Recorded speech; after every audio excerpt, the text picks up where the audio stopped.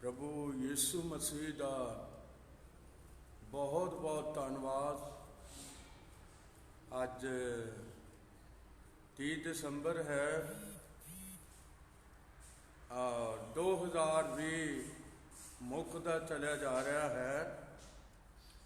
सिर्फ इसका एक दिन होर रह गया है और असी 2021 विच होवांगे। तो मेरा चीजो ये प्रभु दियां किन्नियां वड्डियां मेहरबानियां ने जिसने सानू जिउंदे रखिया है। 2020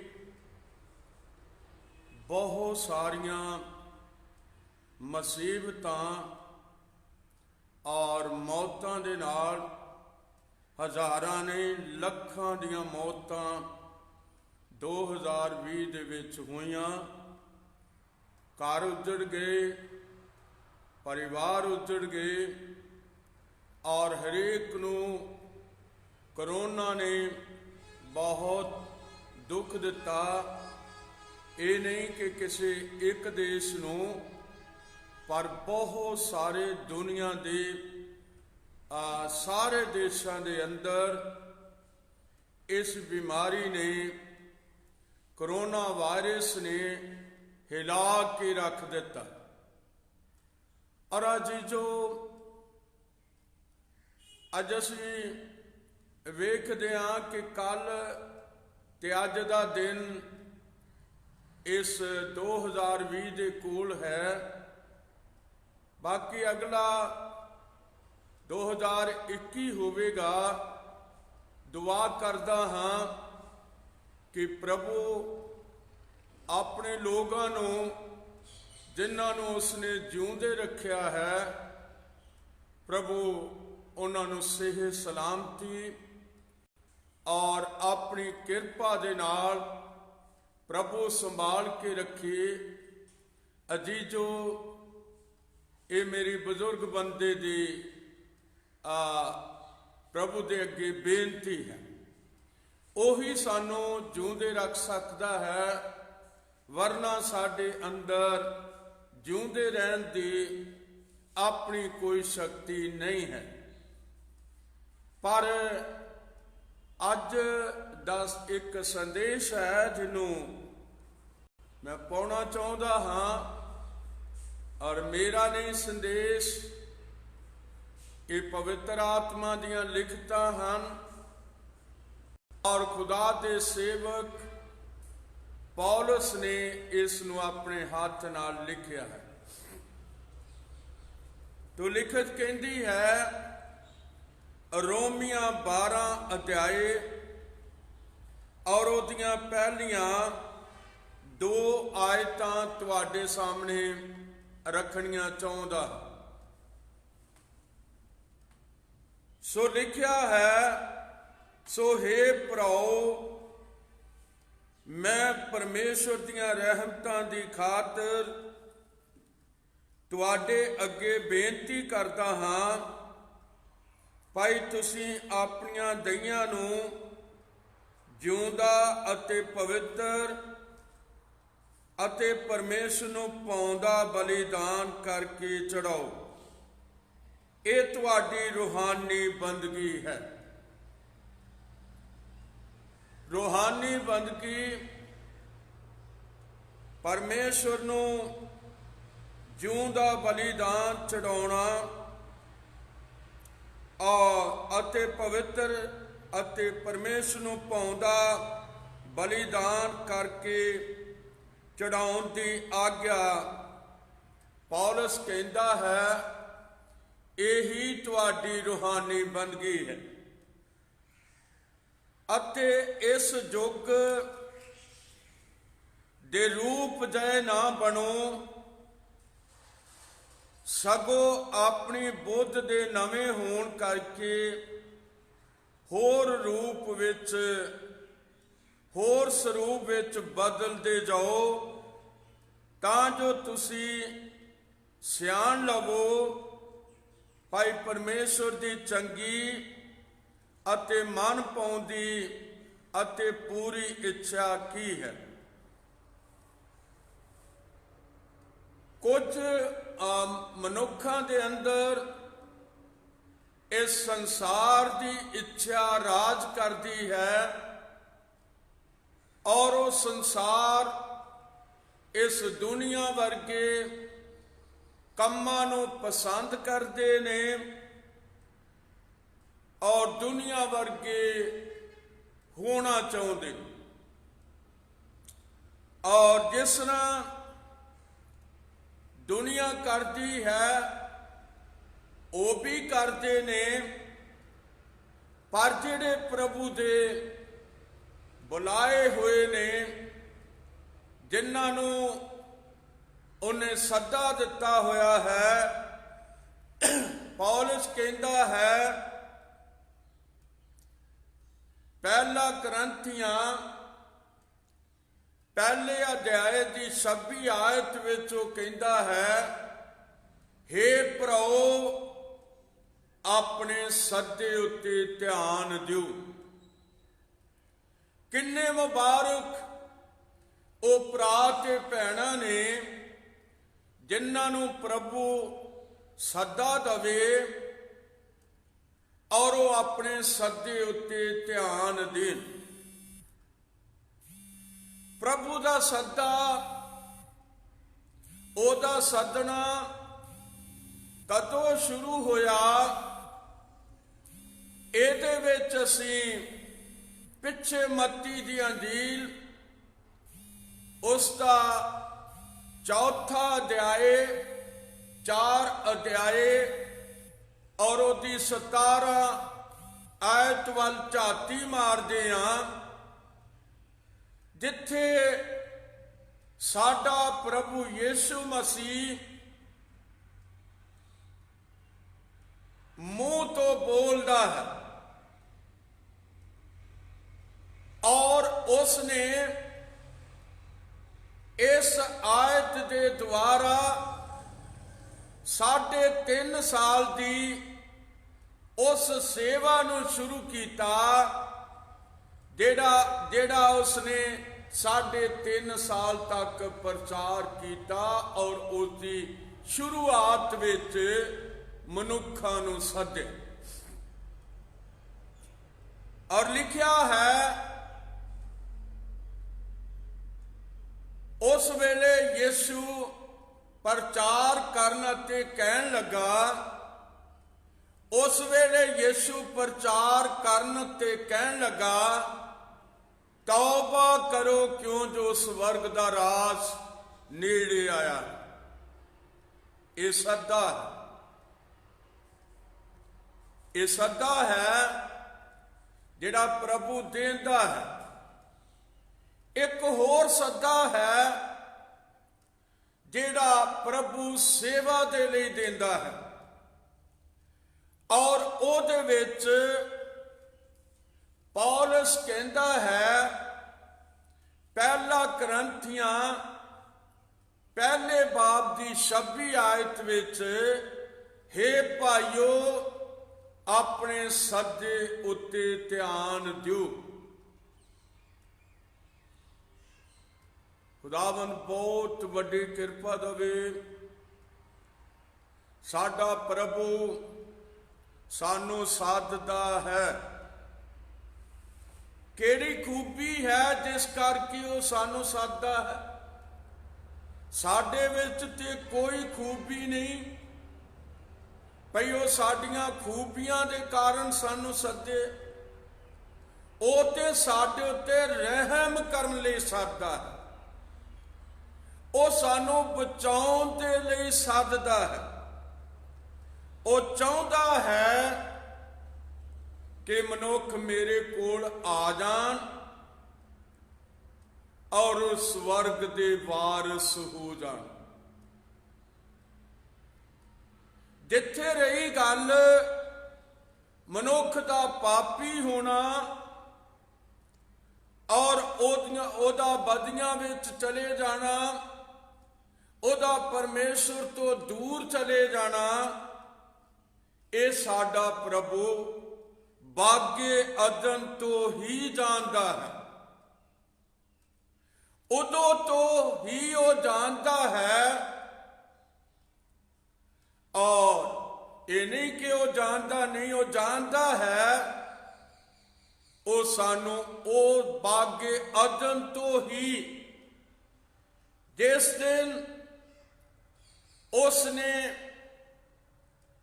ਇਹ ਗੱਲ ਆਖੀ ਸੀ, ਜਦ ਉਸ ਨੇ ਆਪਣੇ ਨਿਆਂ ਦਾ ਤਖਤ ਲਾਇਆ ਹੋਇਆ ਸੀ ਔਰ ਸੱਪ ਉੱਥੇ ਖਲੋਤਾ ਹੋਇਆ ਸੀ, ਹਵਾ ਉੱਥੇ ਖਲੋਤੀ ਹੋਈ ਸੀ, ਆਦਮ ਉੱਥੇ ਖਲੋਤਾ ਹੋਇਆ ਸੀ। ਉਸ ਦਿਨ ਤੋਂ ਹੀ ਜਦੋਂ ਪਾਪ ਵਿੱਚ ਡਿੱਗੇ ਔਰ ਯਿਸੂ ਦਾ ਬਹਾਇਆ ਹੋਇਆ ਲਹੂ, ਉਦੋਂ ਹੀ ਪਤਾ ਲੱਗ ਗਿਆ ਕਿ ਉਹ ਸਾਨੂੰ ਬਚਾਉਣ ਲਈ ਆਵੇਗਾ। ਉਹਦੇ ਤੋਂ ਹੋਰ ਗਹਿਰੀ ਗੱਲ ਇਹ ਹੈ ਕਿ ਧਰਤੀ ਦੀ ਨੀਂਹ ਰੱਖਣ ਤੋਂ ਪਹਿਲਾਂ ਹੀ ਪ੍ਰਭੂ ਯਿਸੂ ਮਸੀਹ ਨੇ ਆਪਣਾ ਲਹੂ ਬਹਾ ਦਿੱਤਾ, ਮੇਰੇ ਅਤੇ ਤੁਹਾਡੇ ਲਈ, ਇਸ ਸੰਸਾਰ ਦੇ ਲਈ। ਉਸ ਨੇ ਜਗਤ ਨੂੰ ਅਜਿਹਾ ਪਿਆਰ ਕੀਤਾ।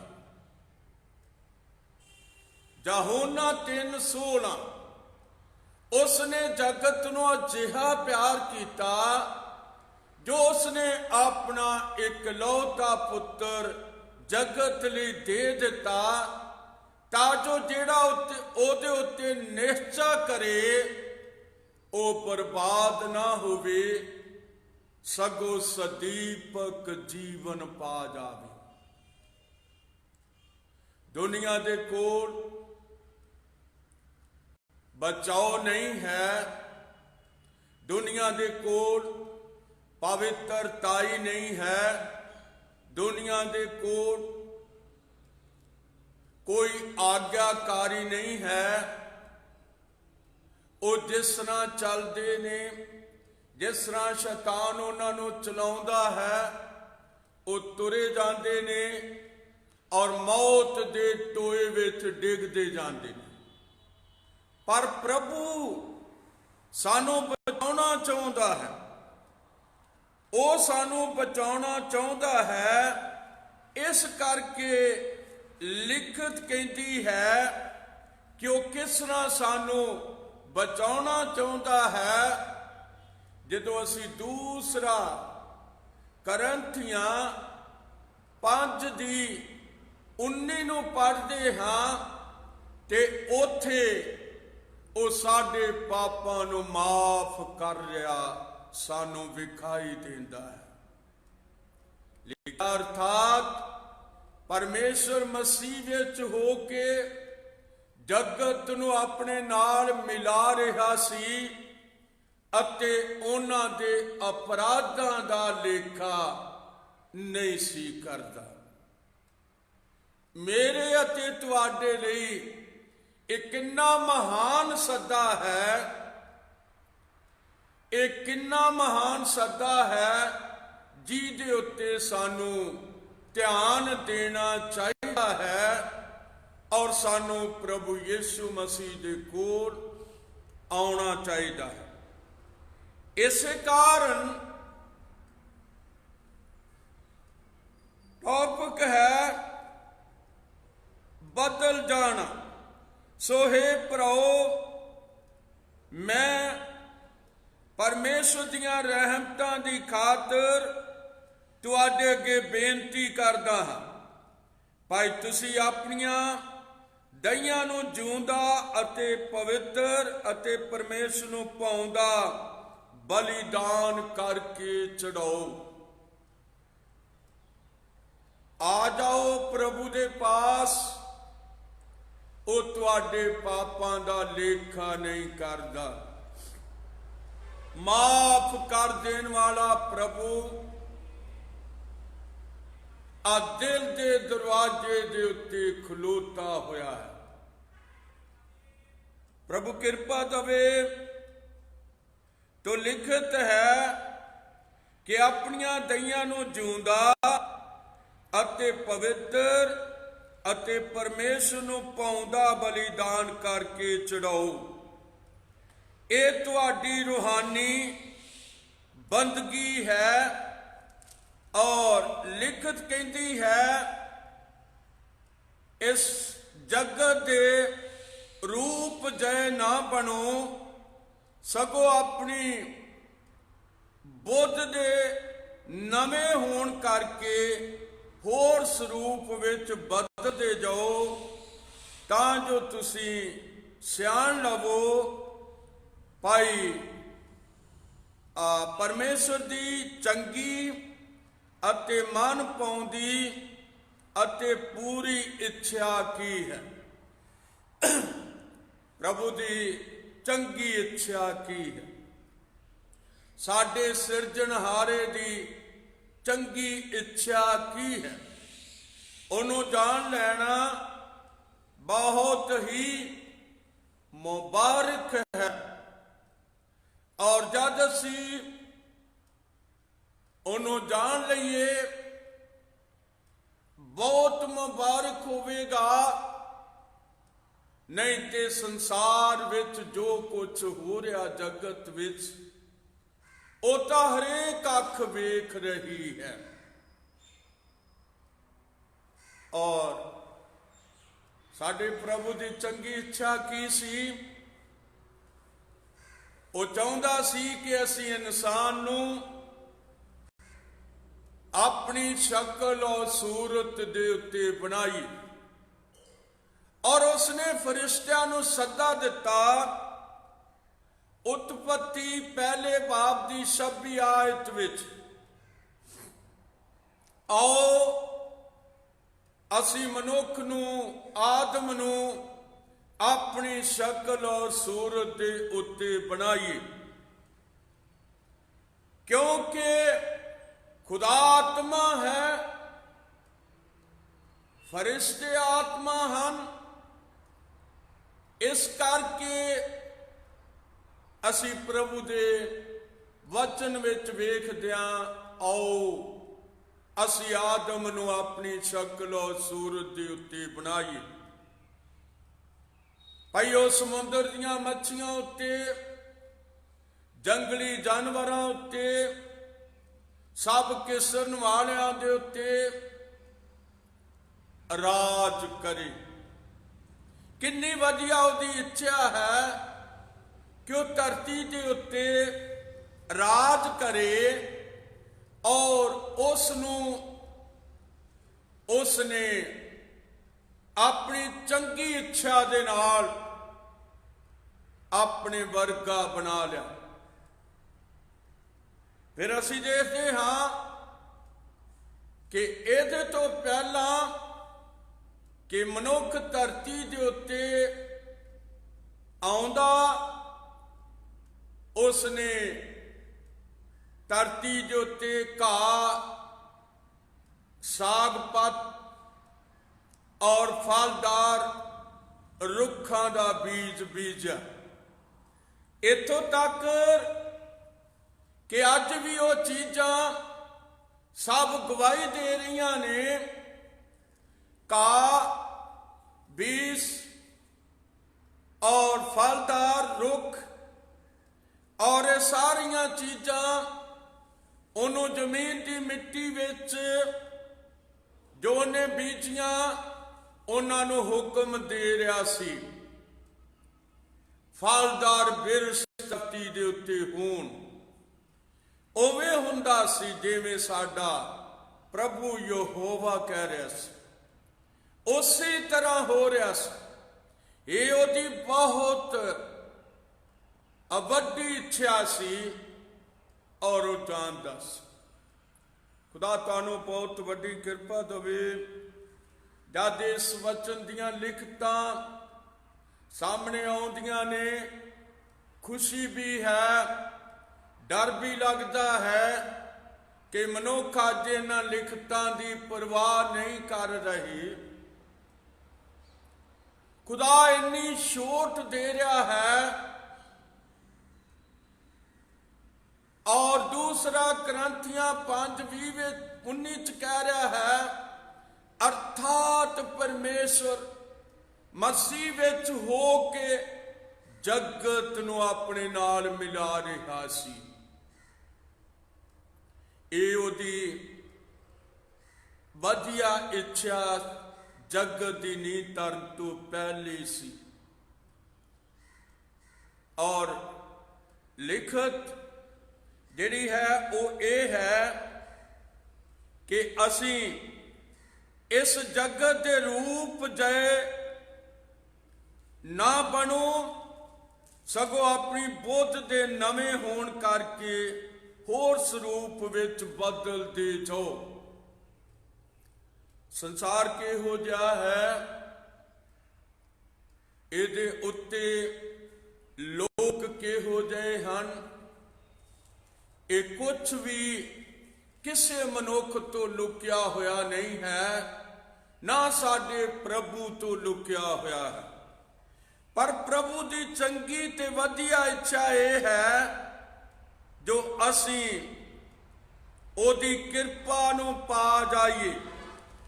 जिहड़ी ओदे कोल किरपा है असी ओनूं पा जाइए अते ओदियां रहमतां दी खातर तुहाडे अगे पौलुस कहंदा, मैं बेनती करदा हां भाई तुसीं अपणियां दईयां नूं जिउंदा अते पवित्र अते परमेश्वर नूं पाउंदा बलिदान करके चढ़ाओ। तुहाडी रूहानी बंदगी है। और इस संसार दे रूप जय ना बन, वो सददा है, वो अपने कोल बुलाउणा चाहुंदा है। और सानू अपने सदे उत्ते ध्यान देना चाहिदा है। रूप जय ना बनो, सगों अपनी बुद्ध दे नवे होण करके होर स्वरूप विच बदलदे जाओ, तां जो तुसी सियाण लवो पाई परमेश्वर की चंगी अते मन पाउंदी इच्छा की है। ओदी इच्छा सानू बचाउण दी इच्छा है। ओदी इच्छा साडे बचाए जान की इच्छा है। इस करके उसने आदम नूं इस जगत के अंदर बनाया और उसने उसनूं मिट्टी के शरीर विच रख दिता। ये उत्पत्ति 2:7 आयत, तां जो धरती के उत्ते उस मिट्टी के शरीर विच मनुख चले फिरे और बागे अदन के अंदर रहे, ओदी वाही अते राखी करे।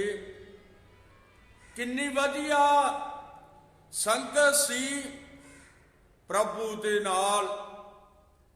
हर रोज शाम के वेले प्रभु उत्थे आउंदा सी, यहोवा परमेश्वर आउंदा सी, संगति हुंदी सी।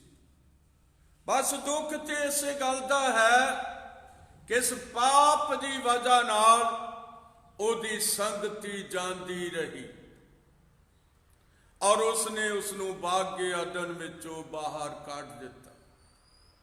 अज फिर वो बुलाउंदा है। अज वो फिर पौलुस दे विचों दी कहंदा है, तुसी इस जगत दे रूप जय ना बनो, सगों अपनी बुद्ध दे नवे होण करके होर स्वरूप विच बदलदे जाओ, तां जो तुसी सियाण लवो भाई तुसी परमेश्वर दी चंगी अते मन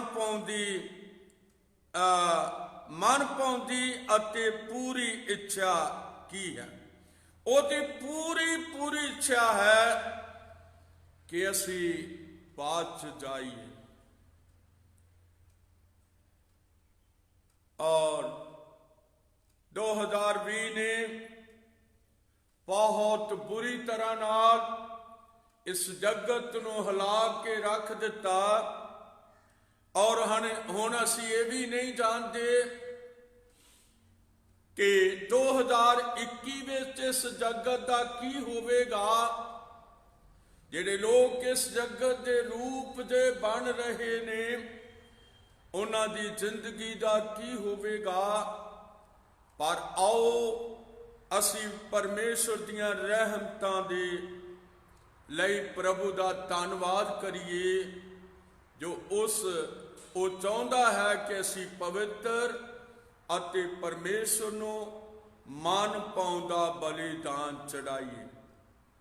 खुदा सब नूं बहुत वड्डी किरपा देवे। और प्रार्थना करांगे कि तुसी सवेरे बाइबल नाल गल्लां करदे हो, कि तुसी बाइबल ते नज़र मारदे हो सुबह सवेर। मैनू खुशी है कि तुसी सुबह सवेर अपने प्रभु दियां गल्लां नूं इस बाइबल विचों पढ़दे हो, सुनते हो और तुसी उहदे अगे दुआ भी करते हो। इहदे लई मैं तुहानूं मुबारक आखदा हां। प्रभु बहुत वड्डी किरपा देवे। आओ असीं फिर अज दुआ करांगे ये सारे छोटे जे संदेश के लई जो पौलुस ने रोमिया 12:2 विच रखिया, 1 ते 2 विच। प्रभु तुहानूं बहुत वड्डी किरपा दे। प्रार्थना करांगे। साडे प्रभु यीशु मसीहा तेरा बहुत बहुत धन्नवाद प्रभु। अज फिर छोटा संदेश तेरे लोगों के सामने रखने के लिए तू किरपा दी है, तू दया की है। प्रभु यीशु मसीह तेरी दया तेरे बच्चों के नाल होवे। शुक्र होवे, धन्नवाद होवे। इस संदेश तेरे लोगों के कोल पहुँचे तो बरकत दे। यीशु मसीह के नाम विच मांगदे हां, आमीन।